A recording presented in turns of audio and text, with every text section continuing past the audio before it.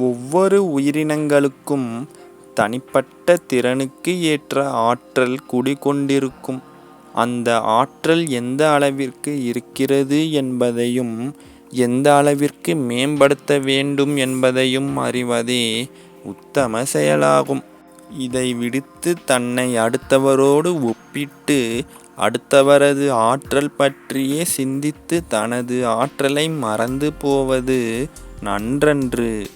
இது அனைத்து உயிரினங்களுக்கும் ஏற்ற ஒரு பொதுவான கருத்தாகும்.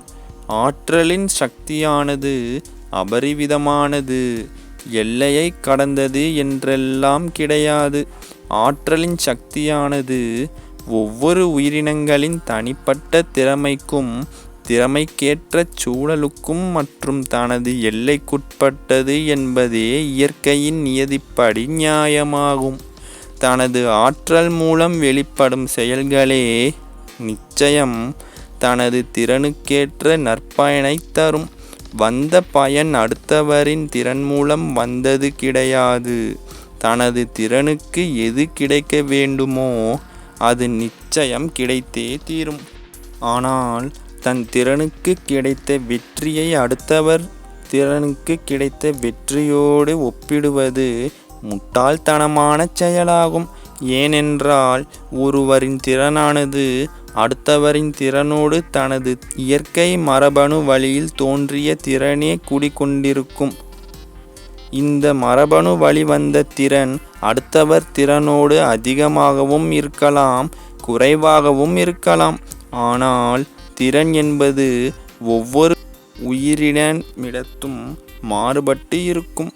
மாறுபாட்டுடன் இருக்கும் திறன்தான் தன் திறனுக்கு உட்படாத வெற்றியையும் தோல்வியையும் தீர்மானிக்கிறது.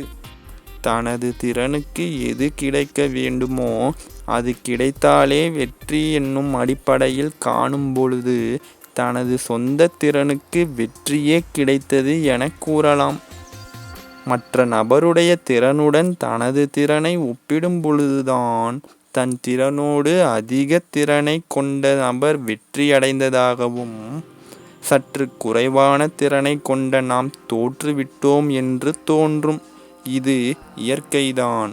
ஆனால் இயற்கையில் வென்றவர் திறனோடு தோற்றவர் திறன் சற்று குறைவாக இருக்கிறது என்பதும் உண்மைதான். ஆனால் அதே இயற்கையின் கண்ணோட்டத்தில் அந்தந்த திறனுக்கேற்ற பலன் கிடைத்திருக்கிறது என்பதும் உண்மைதான். போட்டியளவில் பார்க்கும் பொழுது வெற்றி மற்றும் தோல்வியாகவும், திறன் அடிப்படையில் பார்க்கும் பொழுது திறனுக்கு ஏற்ற பலனாக காட்டுவதும் இயற்கை என்று சொன்னால் மிகையாகாது. ஆக மனமானது எதன் அடிப்படையில் பார்க்கிறதோ அதன் அடிப்படையில்தான் இன்ப துன்பங்கள் அமையும் என்பதும் நிதர்சன உண்மையாகும்.